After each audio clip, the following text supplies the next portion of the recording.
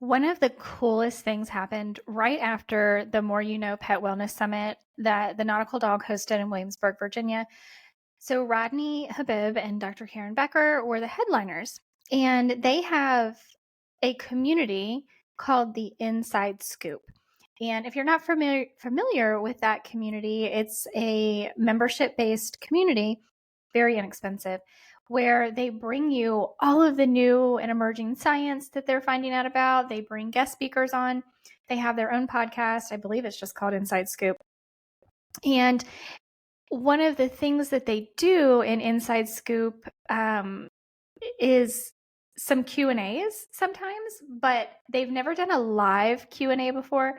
And so they did that for the very first time after the Pet Wellness Summit at the Nautical Dog.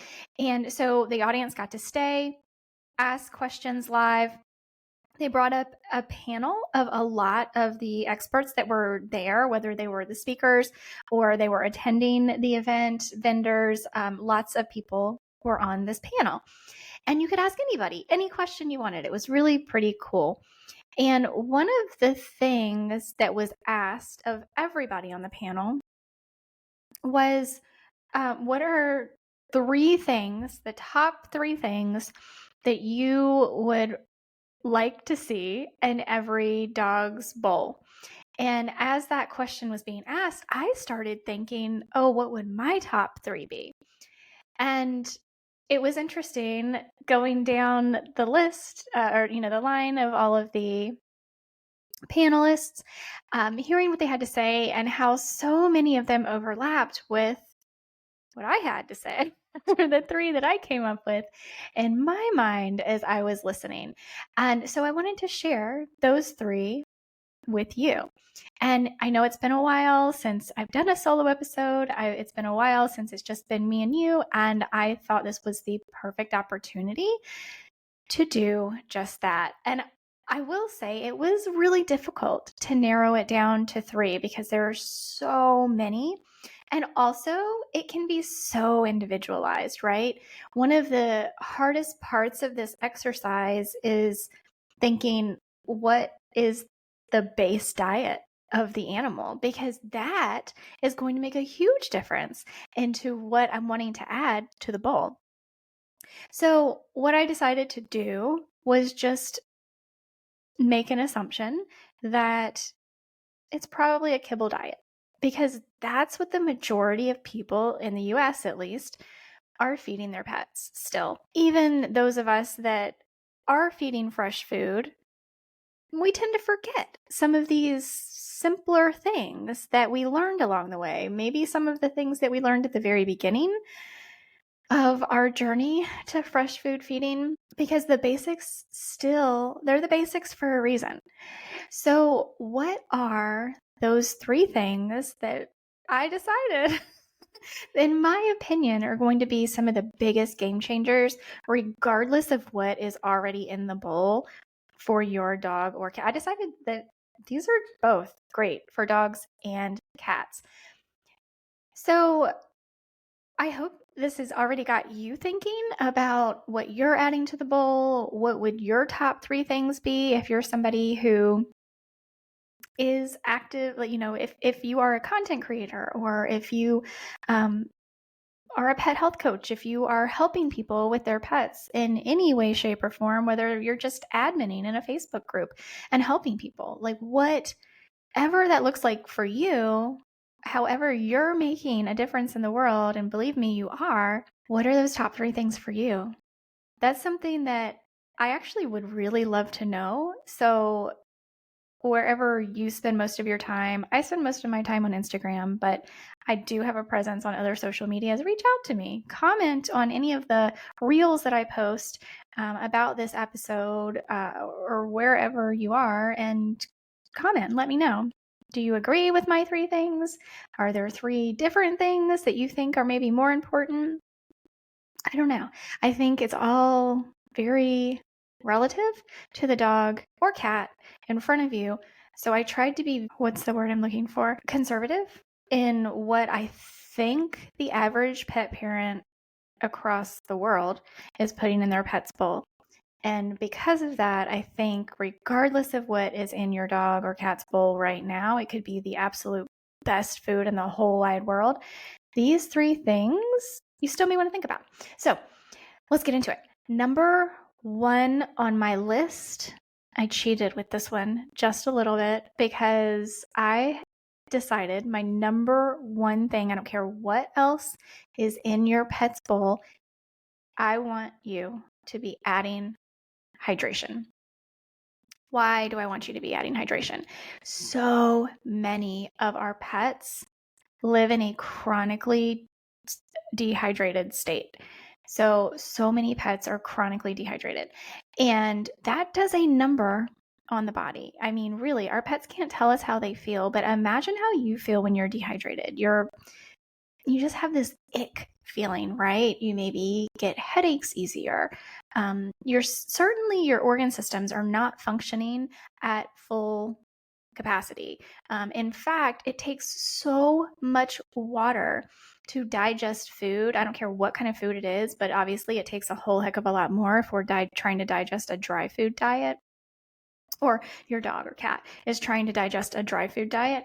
They are literally their body, just to be able to digest that food or feed, is going to be pulling all of the water from all of the organ systems just to try to digest that food. So imagine what that is doing to the health of our organ systems, and why we are seeing so much chronic inflammatory issues in our pets. I mean, there are so many reasons, but hydration is one of them. So when I think about hydration, my number 1 tippy top, I wish everyone would do this. I wish everyone had access to this, and maybe you do. There are some really great companies that are trying to make this accessible to everyone, and that is going to be raw goat's milk. So raw goat's milk is a reproductive food, and it's one of my favorite things to talk about, reproductive foods, because they can literally provide us or our pets with pretty much everything we need to sustain life. And not only to sustain life, but very possibly to thrive. That's what they're designed to do. That's how Mother Nature intended, right? When we think about raw goat's milk or even raw cow's milk, it's there. Any milk, right, that is produced by a mammal is designed to grow a child outside of the body. What better food on the planet could there be? We don't even know every nutrient profile that exists in raw milk. We're constantly learning more about it. Not only that, it is my favorite probiotic. Everybody asks about probiotics. Probiotics are, oh my goodness, like a hot issue right now. Like everybody is talking about probiotics, and these things are cyclical, right? This cool new thing is really hot and trendy for 4 or 5 years, and then we move on to something else that is new, hot, and trendy. And probiotics are very, very, very, very important, but they're not my first line of defense for anything. That said, especially if we're talking about something powdered that we're sprinkling on top of their food, certainly not my first line of defense for anything. That said, for the vast majority, with very little exception, raw goat's milk is going to be absolutely exceptional for any dog or cat. Again, never say never. There are always exceptions to the rule. We have to talk in generalities when we're talking to such a large audience, right? Like we can get into the nitty-gritty and the weeds, and that's what I constantly get comments on social media is, but this, but that, but this, but that. Yeah, I get it.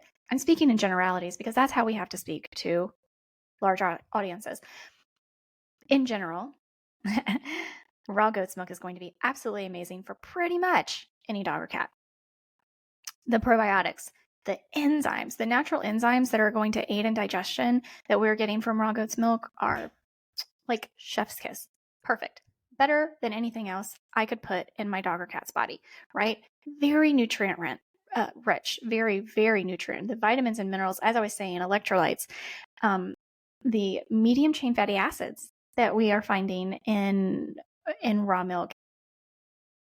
The only other food that, we really talk to some high degree about how beneficial medium chain fatty acids are going to be in like coconuts. So when we think of raw goat's milk, I think of nature's perfect food. So that is why I say raw goat's milk. However, and I told you, I kind of cheated here because under this umbrella of hydration, I've got raw goat's milk. I've also got bone broth. And then we'll talk a little bit about filtered water. But bone broth, whether or not you're able to do raw goat's milk, I'm going to say, and if it's at all possible, let's also do bone broth. So yes, again, there are exceptions. Mast cell tumors, absolutely not. We do not want to feed additional histamines if we don't have to. There are reasons why we may not want to feed bone broth to every single animal. However, in general, bone broth is absolutely amazing. We've got not only the hydration aspect, which, by the way, I don't just want you to put a bowl of water down for your dog and say, I'm hydrating them. That's not how this works. There are cofactors and co-nutrients involved in feeding a fresh food diet that allow your pet's body, when we are hydrating the food or we are feeding a food that is already hydrated and adding hydration to it, that the body can utilize and break down all of those nutrients so much better, because that is how nature intended that food to be eaten. So it's not just about putting a bowl of water down or giving them some bone broth. It is about incorporating these things in mealtime. That is where you're going to see the biggest difference. So with bone broth, of course, we have the hydrating properties. We have all of the cofactors and co-nutrients that we're getting in addition to the hydration, the water aspect of bone broth. We're getting all of those beautiful nutrients that are being pulled from the bones during the process of making bone broth, all of the collagen and gelatin. We're supporting joint health. We are we can potentially alleviate a lot of the symptoms of joint pain, arthritis, inflammation throughout the body, glucosamine and chondroitin, digestive health. Oh my goodness, digestive health can be dramatically improved just by adding bone broth. Why? Because it coats the digestive tract. We're not just feeding or giving water, right? Which is hydrating, potentially. We'll talk about that in a second. But bone broth is very easy to digest. It can actually settle the stomach. The gelatin we were just talking about can actually support and help aid in repairing the lining of the gut naturally.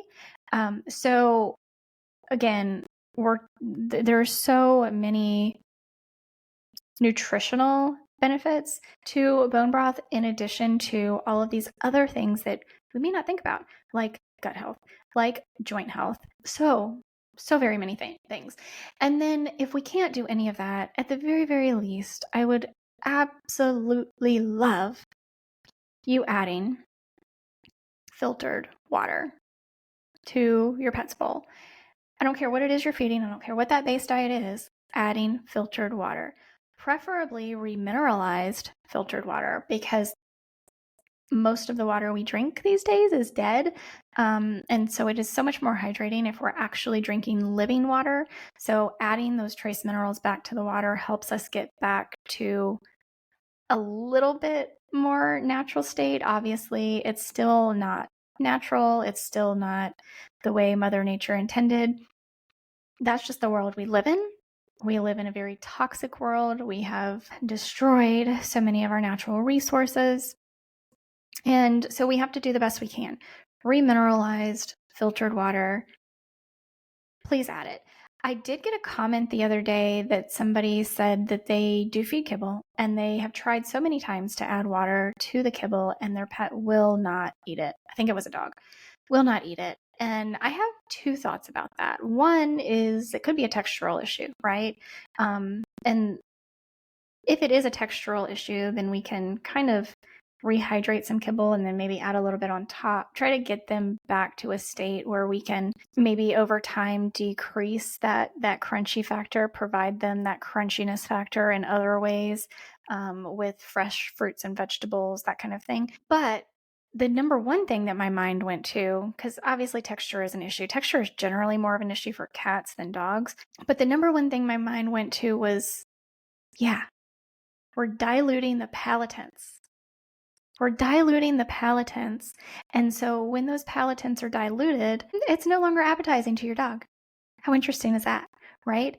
It is a food that they should not be eating, and their body knows they should not be eating it because it's not food, it's actually feed. And it's really, generally speaking, not 100%, but generally speaking, really, really poor quality ingredients. Really, really not great. And certainly not a lot of bioavailable nutrients, a lot of synthetic vitamins and minerals added because we've completely denatured whatever quality of product we started with in creating that kibble. We've talked about that a lot. I don't need to necessarily go back into detail in how kibble is made, but that was my first thought was, we have considerably diluted those palatants, and now your dog doesn't want it anymore. How interesting is that? So, yeah, there's just so much, like, there's so much to be said about listening to your pet, about listening to your dog, about listening to your cat. And I realize that when us humans say listen, we tend to think like audibly listen, but we have to pay attention to their body language. We have to pay attention to the changes in their mood, their behavior, their routines. And if they would normally eat something and then they're not eating it, what's changed? What's different? Maybe this isn't working for them anymore. So, side note there, I got a little sidetracked. That's how I do. Anyway, so yes, I cheated a little bit and I gave you like a 3-for-1 under the umbrella of hydration, but that was my number one thing is hydration. So number 2 on my list, and I'm kind of going back to another reproductive food, is number 2 on my list is eggs. Eggs, I don't care if they're chicken eggs or quail eggs or duck eggs.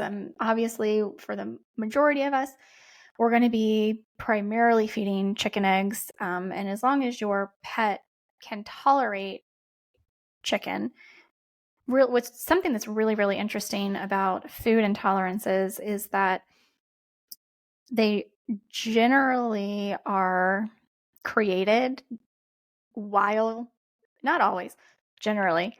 I'm going to just continue to say this because I feel like we have to hear it constantly. Speaking in generalities, a lot of food sensitivities are created while pets are eating kibble. So they are eating so denatured. Like that protein DNA structure is so denatured. It is destroyed. And so, and the quality is subpar at best. And so even if we have a dog who has developed a chicken sensitivity, a chicken intolerance, probably because of the kibble they were eating, sometimes, not all the time, but sometimes when we feed them, maybe not necessarily chicken meat, but if we feed them something adjacent like the chicken egg, they're not necessarily sensitive to it. So it's worth a try, I believe. I mean, work with your holistic vet, your nutritionist, your pet health coach, work with somebody if you're concerned at all. But I think it's worth a try to give them eggs. And here is why. Again, we're talking about a reproductive food. And I think while we do know a lot more about eggs, scientifically speaking, than we do raw milk, I do still think that we don't quite understand the vastness of the benefits and the nutrient profile of eggs, because again, they are a reproductive food. Preferably, we're going to be feeding pasture, eggs from pasture-raised chickens that are not fed soy and grain. Chickens eat a lot of things. Let them eat natural. If we can get regeneratively raised chickens, that would be fabulous. But I don't want them eating soy and corn. I don't want them. Those aren't things that they would normally eat, or we include those in the food chain because they're cheap filler. But it can alter the nutrient profile. If you can't find that, still any egg is better than no egg, I think. But eggs are not only an incredible source of protein, high quality protein, generally speaking. And when we think of high quality protein, we're thinking of muscle development. We're thinking of repairing the body. We're thinking of they are really, really abundant in amino acids. So when we think of proteins, there are all these different amino acids, some of which our bodies can make, some of which, speaking of our dogs and cats, they cannot make. Essential amino acids are something that amino acid profiles that our dogs and cats have to get from their food supply. So we're looking at such a nutrient dense food, so many vital nutrients. If your dog lived on raw milk and eggs, I would be willing to bet you they would live a very long, healthy life. Just because these are reproductive foods. They are so nutrient dense. They are designed to build strong, healthy bodies. So, thinking of eggs, they are loaded with things like vitamins A, vitamin D, vitamin E, B12. That is so essential for all of us. And I bet we are all very, very deficient in vitamins D and vitamins B12. Riboflavin. It's going to support your immune function, bone health, energy. We've got minerals like iron, selenium, and zinc. There is so much benefit to eating an egg, and I don't even care I don't care how you feed it. They're also very easy to digest, again, because they're reproductive foods. That's how they are designed. So I don't even care how you feed it. You can feed it raw. I will say, if you feed it raw, be careful. I would only feed the egg white a few times a week, and feed the egg yolk up to every day. I know some people think that that's too much. I don't think that is too much. I eat eggs every single day. Why can't my dog eat eggs every single day? I would just limit the raw egg white because of the avidin that can kind of bind to some of our preventing some vitamin B absorption. But still, even so, that's not going to be as big of a concern as not feeding eggs, in my opinion. But you can feed them soft-boiled. You can feed them scrambled. You can feed them poached. You can feed them however you want, because eggs are absolutely incredible. You're not going to significantly change the nutrient quality regardless of how you cook it. I would say, probably don't fry them, right? That's, I don't know. I don't even hate the idea of frying the egg, as long as you're frying it in butter or tallow. I don't even hate that idea. If you're frying it in seed oils, please don't do that for you or for your pets. But feed the eggs. Feed the eggs, people, please. For our cats, same deal. I'm telling you, I will give my cats an egg yolk, a raw egg yolk, and they freaking love it. Give it a try. All right, where are we at? That was 1. Hydration, even though it was really, really long. Hydration was actually 1. Eggs, number 2. What's my number 3? Well, my number 3 is going to be small fish. Yeah, I really vacillated over what I was going to put in my number 3 position. But again, I went back to, if I'm thinking across the board, it doesn't matter what else is in the bowl, I need to be adding small fish. And there are a lot of reasons that we should be adding small fish. And when I say that, I'm thinking like sardines, mackerel, anchovy, those kinds of small fish. Preferably small fish because they have less of a heavy metal load than larger fish do. Again, as humans, we're destroying the planet. We are polluting the waters. Larger fish just have a heavier toxic load. So we want to feed smaller fish. Even though fish have a lot of benefit to feed our pets, even if we think that maybe, okay, they may not be part of an ancestral diet, they may not be part of, what a wolf grew up 1,000 years ago eating. If we think of how we have depleted our soils, of how our foods are not as nutrient dense today as they were even 100 years ago, we need to make up a lot of nutrient loss in what we've done to the planet. And fish help us do that. One of the number one ways they help us do that is with vitamin D. And I say that because if you ask any veterinarian, especially a holistic or integrative veterinarian, they're going to tell you that pretty much every pet that passes through their door that they are allowed to test vitamin D on, meaning like they're asking for this vitamin D test and the pet parent is willing to pay for it, they're going to tell you that every pet they test is deficient in vitamin D. So unlike humans, so us humans, we can get vitamin D from our food, but we can also take the UV rays from the sun that hit our skin, and we can transfer that into vitamin D in our bodies. Interestingly, if I remember correctly, fact check me on this, dogs could do that too, but their fur prevents them from being able to do that. So their fur blocks the UV rays, and they're actually not able to do that because of their fur. So dogs and cats, because they're not able to what is the word? I want to say like transmute. I don't know if that's the right word. UV rays from the sun into vitamin D in the body, they can only get it. I don't know where that British accent just came from. They can only get it from their food.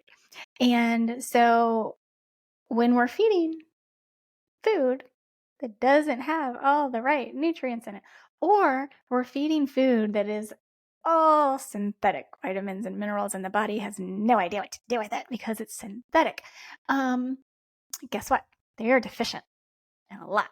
And vitamin D is one of those. And vitamin D is one that more and more veterinarians are looking at because it is so crucial to immune health. I don't know why my voice changes when I'm trying to emphasize something. Anyway, that's just me. I'm weird. So, small fish. The number one thing people think of when they think of feeding fish is the benefits of omega-3s.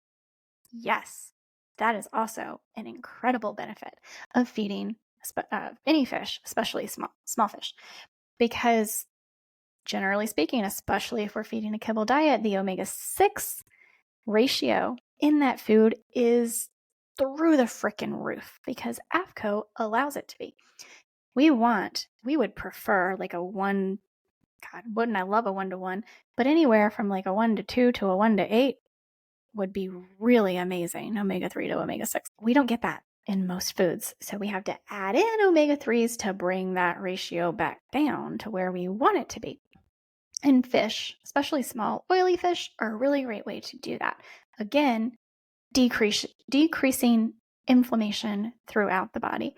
Fish are also a really high-quality protein source, packed with vitamins and minerals. I was just saying vitamin D, also some B vitamins, calcium, because we're going to feed the bones in these small fish, calcium and phosphorus because we're feeding the bones. We're feeding the bones with all the meat attached to them, so we're getting that calcium phosphorus, a good calcium phosphorus ratio there.